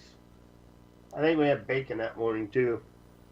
Right. And took her dredge down in there, got it all set up, and then Darth and them come down later on with their equipment, and I put her downstream a little bit, and she got into an area. And then I was dredging up in my area, and then later on, she did a clean out, really didn't find too much, so she come up the area that I was in, and we double-teamed this area, kind of cleaned the whole bedrock in the whole area out. Right. And, of course, you were getting every clean out, you were getting, 30, 40 colors, nothing... 30, 40, 50 colors, nothing really substantial or anything. Sure. No big pickers or anything. Just, flood gold. Right. Did you ever do any crevicing or anything, though, in all that bedrock, or no? No, pretty much. I mean, an area that I was in, I mean, I went to town on the bedrock. I mean, I thought that I was in great area. I'd hit all the cracks. I'd break the bedrock out and get down in, hit muddy clay. Right. And bobbles, and, you know, I'm thinking, man, this stuff's got to be loaded with gold. I'm down in there digging for a whole hour and a half. I'm busting my butt down in there, getting all these nooks and crannies, and we do a clean out, and I'm still finding the same little stuff that I was finding before, and it really wasn't even worth it. Sure. Right. So then we decided, well, we're not going to bust our butt digging all that out of the bedrock because it's not really worth what we were doing. So we were just hitting that in the areas, following the channels of the bedrock down in, thinking, you know, you can get in some good areas. But that area must have been hit pretty hard, you know. It may have been, right. That's possible. So, now, it wasn't like, didn't Lou and Robert come down, or? Well, Lou and Robert was going to be on their way. They were actually supposed to be there on Friday. And when they pulled out of their area, they got into Tennessee, and their transmission went in their vehicle. Oh, jeez. The vehicle that took out the Idaho last year, that was the vehicle they were driving, and it was kind of overloaded. The trailer was overloaded with the equipment they were bringing down because they were actually planning on staying down there for a couple weeks. Right. So at the claim, so they had a lot of the stuff overloaded, which caused the transmission to burn up. Oh, bummer. And they did find another transmission and get it put in, and they had to decide if they were still going to make the trek up to down to where we were at, or right. So they took it out for basically a test drive, and they found out that their motor was about ready to go too. That's a good thing they so didn't. They advised them just go ahead and head back home. Don't even bother coming up because it's not worth risking, you know, driving all that way. Right. So they turned around and limped it back home, and they did get back home there, I believe, on Sunday. That's good. And then Robert ended up putting getting another motor and putting it in the vehicle, I believe. So, man, amazing. But Saturday night, I think it was Saturday night, wasn't it, Darth? We had that big storm. There was a big storm, and I'll tell you what, when it came through, it was a massive storm, especially right up on top of that flat. Me and Carrie was holding on to our canopies. I was holding on mine, and she was holding on to hers, and that sucker, I'll tell you what, it was ballooning up almost like a parachute. Oh, jeez. And it was pouring down, freaking raining, blowing all over us for about 10 minutes straight. Always rains. Nasty. I didn't get any water in the tent, but I'll tell you what, I got soaked pretty good with that storm, and it was thundering and lightning and cracking, and everybody was running for higher ground or lower ground, you know. And you were just hanging on. Snarly and nasty, man. I mean. Oh, jeez. What an adventure. You're holding on to lightning rods, you know. Right. So now this was only one of the 7 claims they have, right? Yeah. So, yeah, this was one of the claims. Of course, now the next time we're going to try to get in a little better area of trying to get into. Right. The bad part about it was there's really only one way that you can get down into this area. Right. Because it was the only one trail that led down into it. Mm-hmm. Now, I found out later on that if you go onto another claim and you go around the backside, you could probably get into more of this area in a different direction. Gotcha. But if you don't know that area and what trails to take, you know, you're not flying. Well, yeah, right. I mean, you're new to it. That's a totally new area for you. I mean, once you get down with other people and you know different areas, then it might be a better area. But we're knocking this pretty much off our list for now. Okay. Gotcha. But I mean, I know a guy, Jeff from Delaware Valley Chapter. He's been down in there before, and he's found some good gold. And he just must have hit one of the good spots that nobody was, you know. True. Right. You just never know. It's just a chance you take when you're down in there looking. It is. I mean, but you're going to go back to the property, but just not that claim, we're going back to properties. We're probably going to go to Claim 9 next, probably. Okay. I think Matt was down there that weekend. I didn't find out how they did, but Matt Osborne, the guy I had on the show the one night, he had a bunch of people, I guess, supposedly down at another claim. So, okay. We're gonna eventually probably hit that area and see how that area is, and hopefully it's got a nice area that we can camp at and Oh, all right. And it'll be a little bit closer for north, hopefully. Yeah, maybe something a little easier to get in and out of, and that whole 9 yards, right? Right. Right. Yeah, because that's important too. Like you So said. hopefully within the next couple of weeks, I might be heading out to different claim and check out some other areas and right. Well, go from there to see what happens. Yeah. But I mean, hey, you all in know, all, yeah, we got some gold. you had a good time. Yeah. That's what matters. Yeah, you got some gold. Didn't get as much as you wanted, but still, you got to go hang out with friends and you had a good time. So. Yeah, Lou said it wasn't overloaded. Mm-hmm. It just had a lot of miles on it. It was wore out. On the motor. Oh, what? It's like 300,000 miles? Yeah, yeah. Ooh, mercy. Yeah, they had a lot of work on that. They had a lot of time on that motor, I guarantee. Yeah, like Lou said, it worn out. Yeah. 300,000. Mercy. Yeah. So it had a lot of weight on her. I seen the picture of her. I'll tell you what. Man, so yeah, that's like I said, you had a good time. That's what matters. It was that holiday weekend. It was all good, you know. Right. Hopefully, I'll get to see Lou and them sometime here this year. Sure. You never know. Right, exactly. That's you know you will. So it's cool. But we missed them, and yeah, we had a good time. Been better if they were there, but right. We understand. And yep, it happens. Hopefully, we'll get to see them again here soon. That's right. It happens. You know, of course you will. Maybe you'll even get down to Alabama or something. You never know. Yeah, you never know. Right. You never know. Just never know. That's the thing. We just never know anymore. But I'm glad you got to go and you had fun, and that's what counts. And you got to get your dredge in the water finally this year. Yeah, I got my dredge in the water. I had to actually do some repairs to it this weekend. Some of my riffles, they were tacked in and not welded. I thought they were welded, but they ended up being tacked in. And some of the tacks ended up breaking loose, so I welded them up today over at my buddy's place. So I got them all welded up. And yeah, so they're ready for the next adventure. Yeah, they're ready, and I actually got an extra riffle set that I got welded up too. So. Oh, okay. Well, good. That's awesome. See? I got some ideas that I'm gonna do to get on some gold. All right. Well, you make sure you keep us posted. Let us know what's happening. Oh, I will. I like to know. I know the listeners do. We like to live these adventures, you know, so it's pretty cool. Mm-hmm. Now, remember I was talking about that event we're going to be doing this coming weekend, the Dayton Diggers event.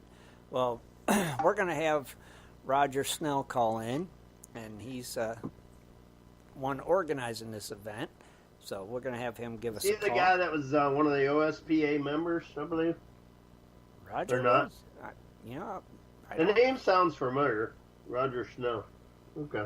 I don't know. We can ask him that. Sure. Yeah, we're going to have him call in. I'm going to let him know to call us now, and he's going to call and tell us a little bit about that event real quick. And, okay. Let us know, location, time, but it's the whole 9 yards. Just share a little bit. And so the number is 419-520-7574, Roger, if you want to give us a call. And I'm trying to send him a message real quick. Sorry, everybody. Not a problem. All right, yeah, so he'll be calling any second. We'll pick his brain a little bit because none of us have been down there. Me, Kathleen, Shad, none of us. So Dennis. And Shad's already picked us out a good route and make it a little easier for us to get there. So, because heck, that's probably 3.5 hours or more for me to get there. Hour and 15 for me.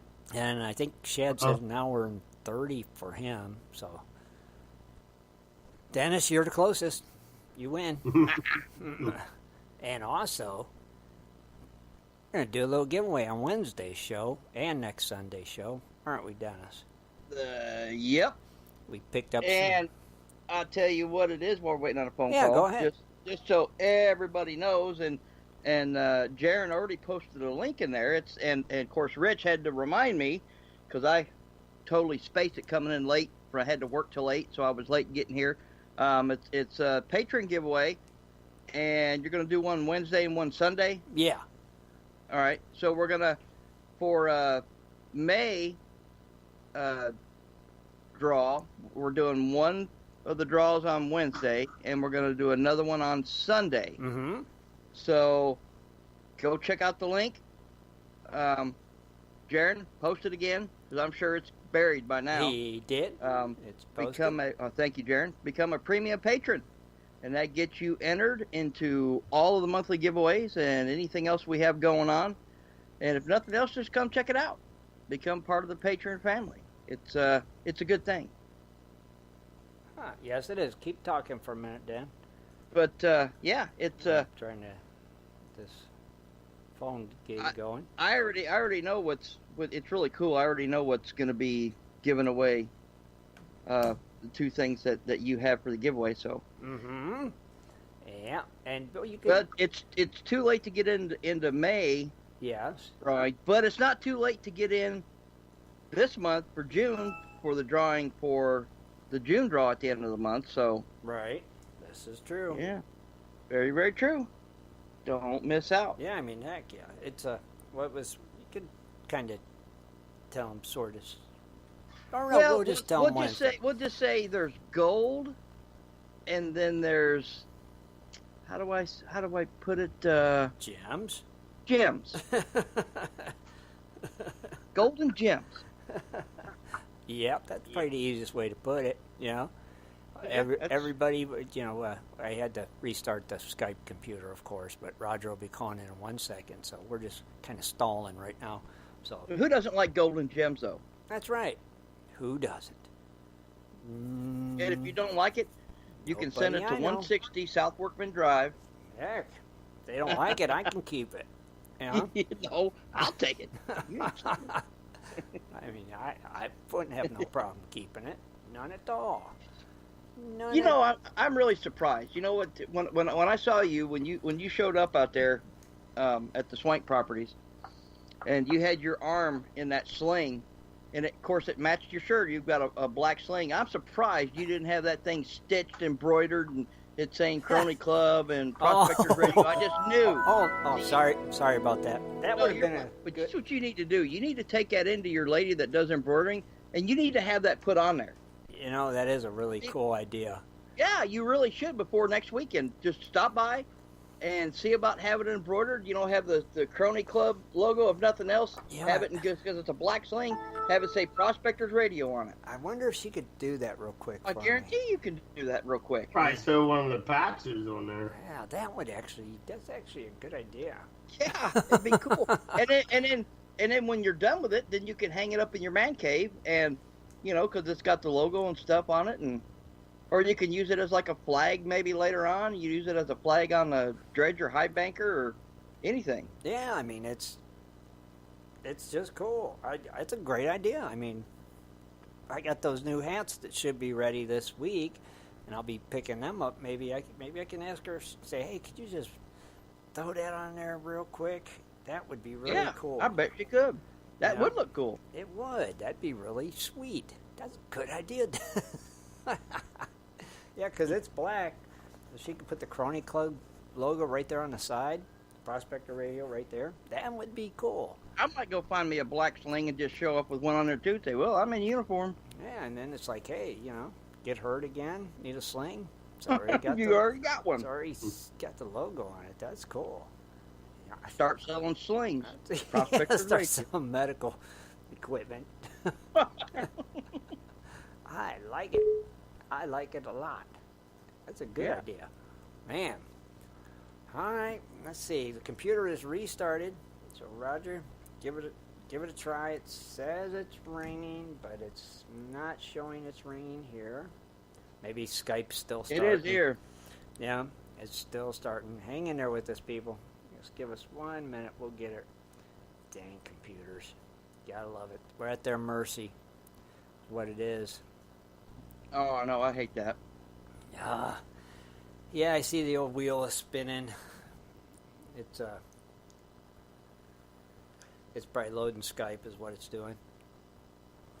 Thank you, computer. I wonder if they're going to have like booths set up there, like vendors, and they will, won't they? That's what I'm hoping to find out. I know Pat said he was coming. He was setting up there. So. Oh, that's right, Pat is. So, usually, I'll tell you what. That's when you go to those goat shows. That's usually the best time to get your pay dirt bags, because usually they're pretty lenient on putting gold in them bags. Mm-hmm. Yeah, and Pat has some, right? Who? Pat. Yes, he does. Yeah, Pat has that some. he'll He'll be- have some gold and gem bags. Yeah, see? Hint, hint, gold and gem bags. Hint. So, But yeah, they're that's usually I always say that's if you're gonna buy some bags of gold, your gold shows are the best times to buy them because that just sure. it's like they have extra gold in them for some reason. Right. Always nice ones, yes. Oh, Oh, yeah. stupid computers. Come on, really. Roger, hang in there. Are you still having problems with it? Yeah, it had to restart. Now stupid Skype says, you gotta let us update real quick. It's like, Oh, really? no. Yeah. Are you letting it update or not? I clicked no the first time and it come back up again. So it's Well, you like, better thank do you. it. I did. It's doing it. It's flying, so.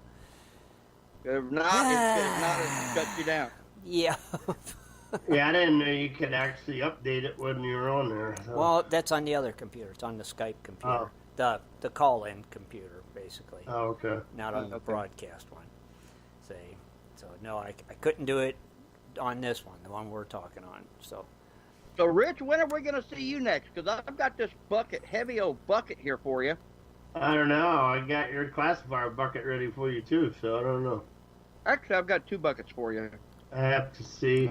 all right, oh, it should work. That's why I asked earlier when we were before the time. I was trying to find out what was going on, any other outings or stuff coming up, so I can get together with you guys. So Yeah, it's about 200 pounds what you got from material. A lot. That'll keep me for a while then. I promise you. And I'll tell you another thing, Rich. If you ever run that stuff, because there's so much fine gold in it, you There run we it go. at least 3 times. I'm There telling it you. is. All right, Roger, All right. can you hear us? And Roger, are you there? Well, let's just see. Call back. Roger.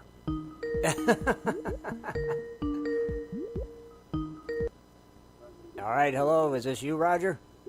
Oh, yeah, it's me. All right, there we go. We finally got you here. Gee, sorry about that, buddy. That's okay. We're no at problem. we're at the mercy of the electronics, is what it is. That's for sure. All right, so, want to tell us a little bit. Well, you're tell us. breaking up real bad. Is it really? You're breaking up real bad. Oh, geez. If it sounds good on your end. Yeah, you sound real good.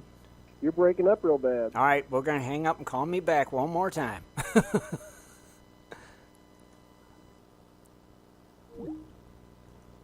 Or if you got a number, can you call him? Would I it be better to probably- do that? I probably can. I'm going to call him. Nope. He's calling you. Okay. Jesus, stupid computers. Makes me nuts. Dang Skype.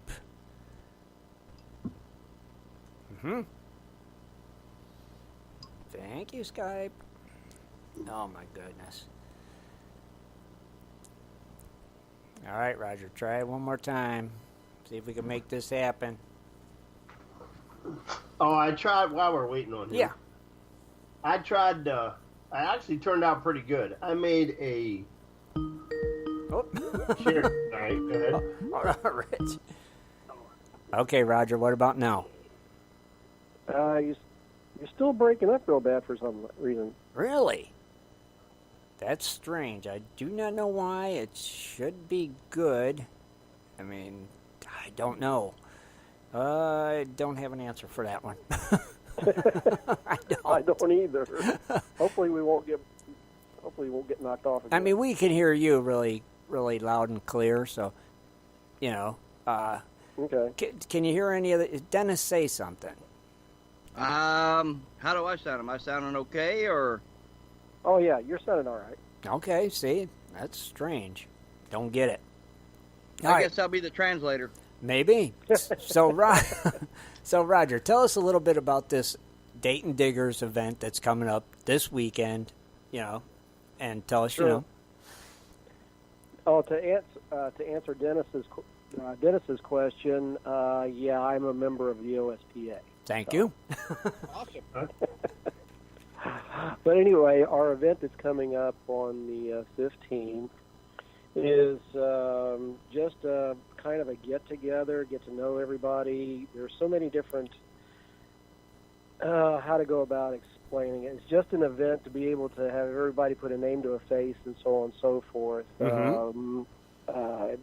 There are so many other events going on, like gun shows, car shows, boat shows. So we decided maybe along with our little 10-year celebration that we would have a kind of a get-together where people can come and promote their clubs and the things that they do. Mm-hmm. Pardon me, I'm really stressed because of everything that's been going on, so just bear with me. It's all right.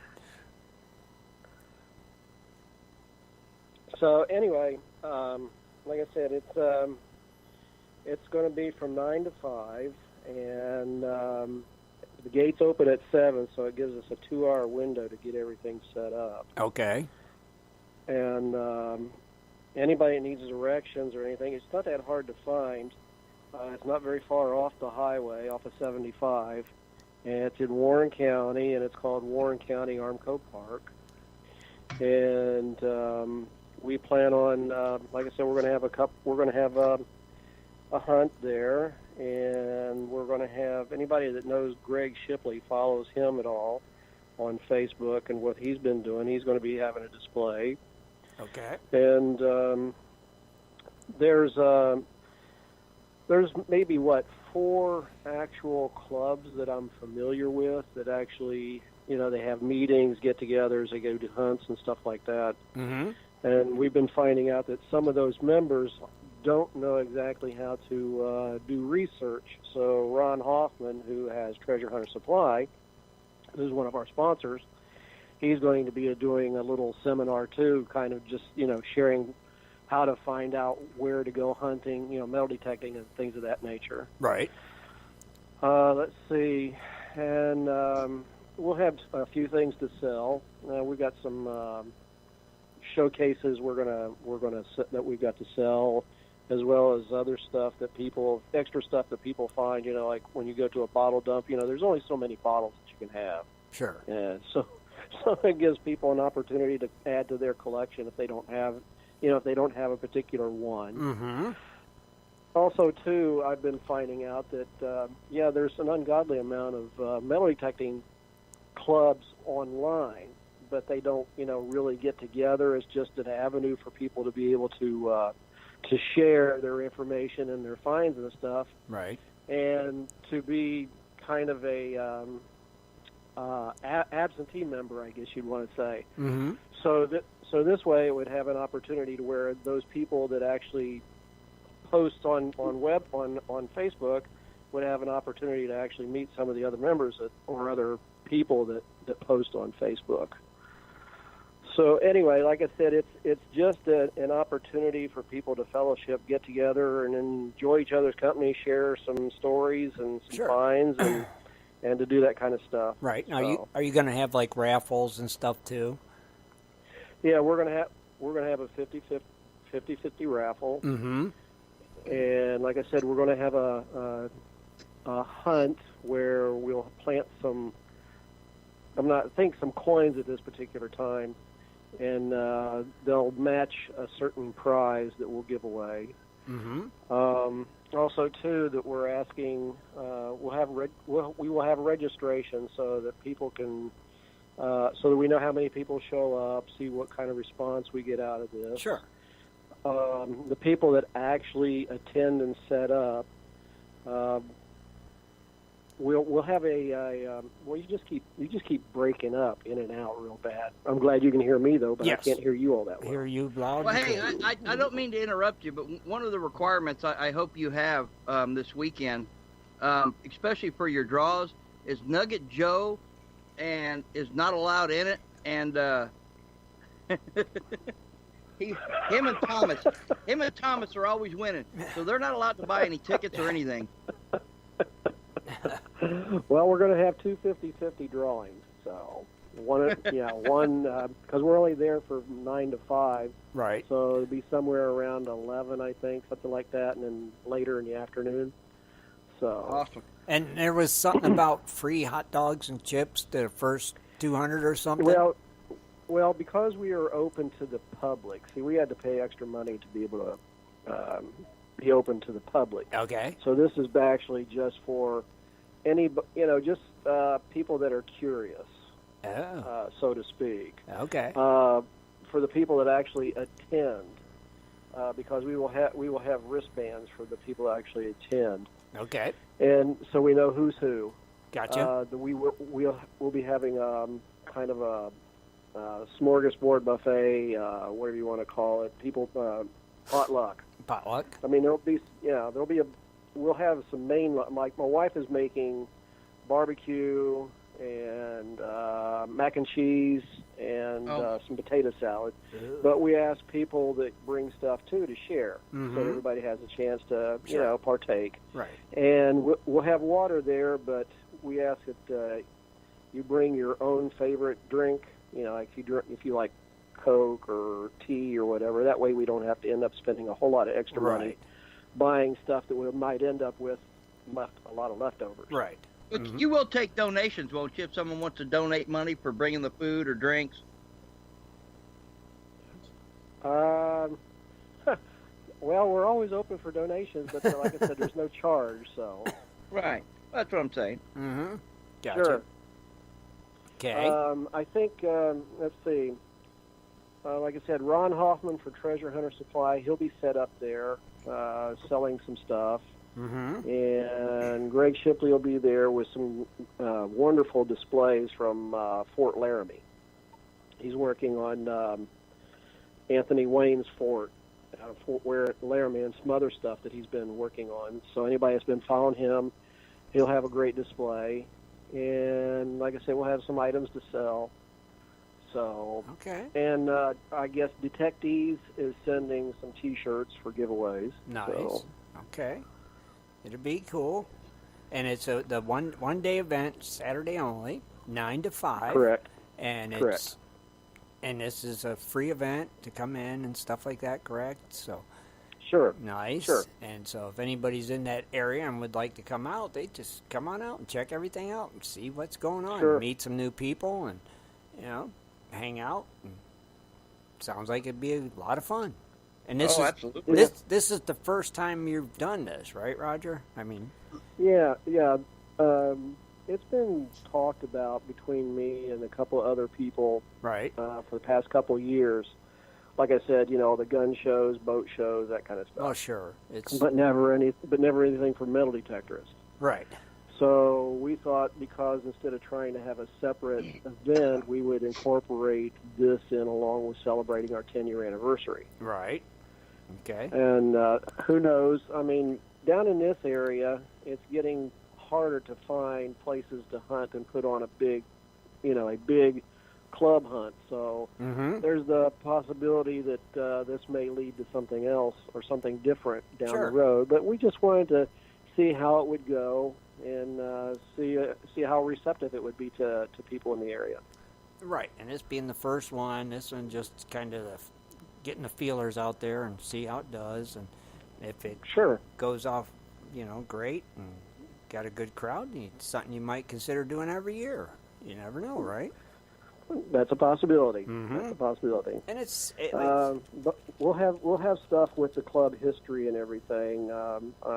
We're putting together some kind of displays, right? To talk about how we got started, particularly, and some of the places that we've actually been to. And I've been encouraging some of the members. I said, this is not my club. This is your club. This is your time to shine. If there's anything that you want to share, as far as a favorite find that you've got, to make a little display box or whatever, and write up a little something, So, because like I said, it's not about me; it's about the members. Right. So. Right. Well, it sounds like it's going to be a fun little event, and we're looking forward to coming and hanging out today, and meeting some new people, and maybe pull us in a few more listeners. And you never know. And but like I said, put some faces to names is always nice to do at these events. Oh, sure. Sure.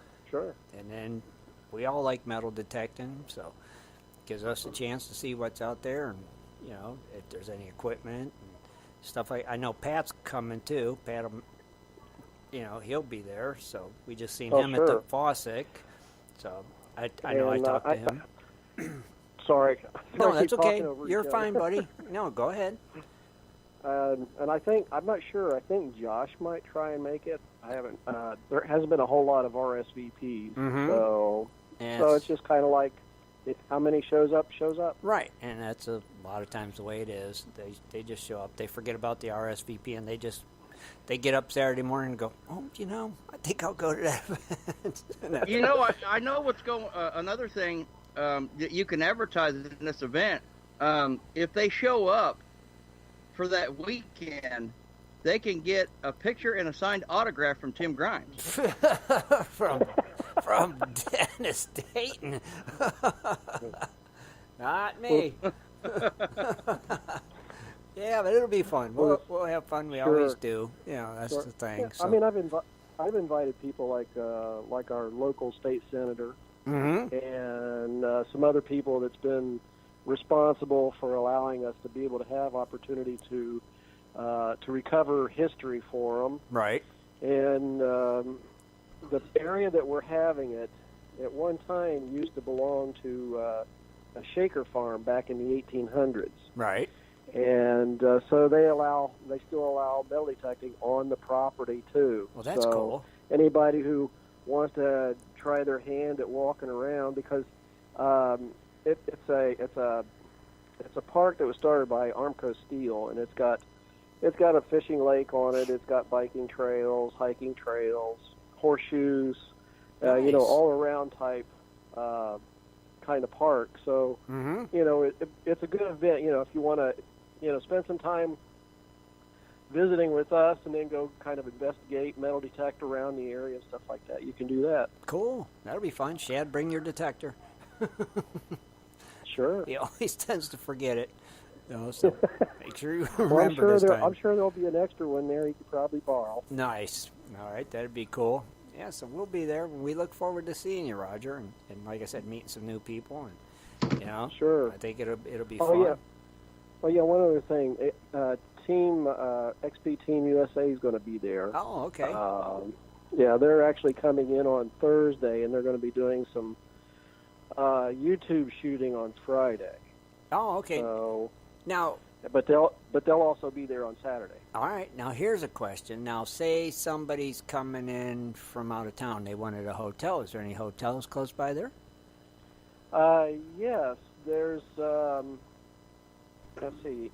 It's the Middletown exit off of 75. I can't remember the number, but there's a Drury, DRURY hotel there, and I think there's a Holiday Inn. And so, that's the Middletown exit off of 75. Like I said, I can't remember the number. Okay. But there are several hotels. There are several hotels there. Now, what about if, say, some vendors listening in right now and said, man, I wish I would have known about this. I would have liked to come and set up. Is it too late for them to get in on this? No. And if they wanted to, is there a number they could give you a call at or something if they were interested? Isn't there a number on the flyer, I think? There may be, but what if they haven't seen the flyer? Yeah, I'm just listening to the show tonight. Oh, wow, I didn't know about this. I would have liked to have came.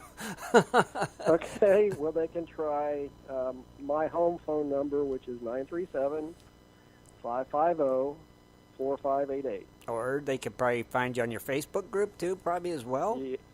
Yeah, they could get on Dayton Digger Facebook, and they can post the question there or ask any information that they might want. All right.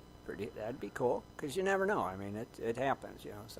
You just don't know, and that'd be nice. The more the better sometimes, you know. It'd be really cool, Roger. And sure. Like I said, you know, I really think it's going to be a nice little event for you guys, and it might be the start of something huge. We never know, and we're honored that you invited us down, and we look forward to being there. We really do. Cool. We appreciate it. And one other thing, whoever's listening, when you come down and you're on State Route 741, which is the main entrance to the park, when you go in to the park, you'll turn left go across a little creek, and we're the first building on the right. Okay. Shelter. Okay. And we'll have signs up. We'll have signs up and everything. So. Got it. Well, we'll be there.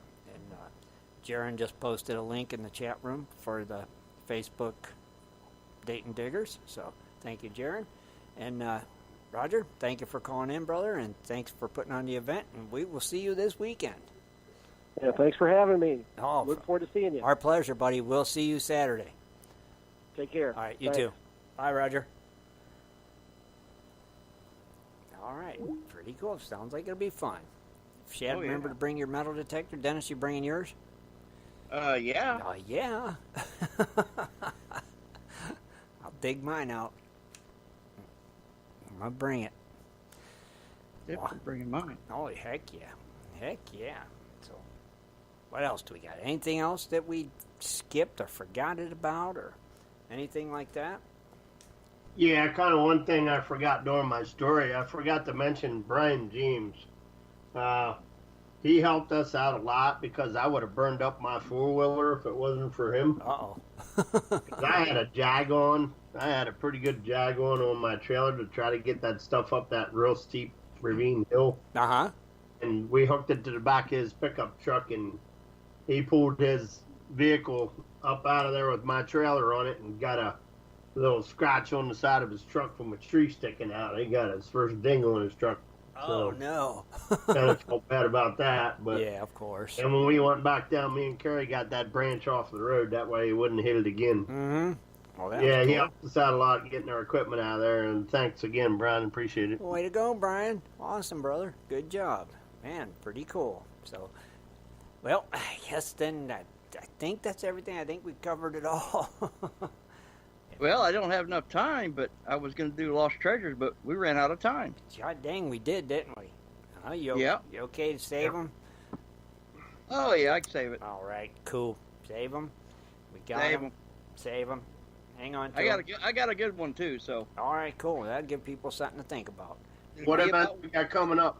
It'll be about Washington. Washington. All right. That'll work. Washington it is. All right. Pretty cool. All right. Well, I guess we're out of here then. And wait. Give me a second. Wonder where Scott's at. I haven't seen nothing from him. I haven't seen no post from him. Have you guys? Nothing. No. You said he was on the beach where? Up in Oregon still. Well, he's getting ready to head to Idaho. He's getting ready to head to my claim. Right. Maybe that's why he hasn't posted nothing. You know? Could be. Because I haven't seen nothing really. Nothing that we can get him with. Or like post something on there like, where's Scotty? Oh, yeah, like the Where's Waldo thing? Where's Waldo thing, but like, where's Scotty? Uh-huh. That could work. We could do that. Where's Shad and Kathleen? Are they here? Did we lose them? No, we're here. Oh, gosh, you guys have been so quiet. It's like I thought I lost you guys. I just had to look around the screen so I could see the thing and see that your emblem's there. All right, well, I guess that covers everything then. So, Kathleen, you want to take us out of here like always? Good night, everybody. No, good night, Gold Diggers. Good night, Gold Diggers. All right, we're out of here. Good night, everybody. Be sure to tune in next Sunday at 7:30 for another great show. For updates and more info, please go to www.prospectorsradio.com.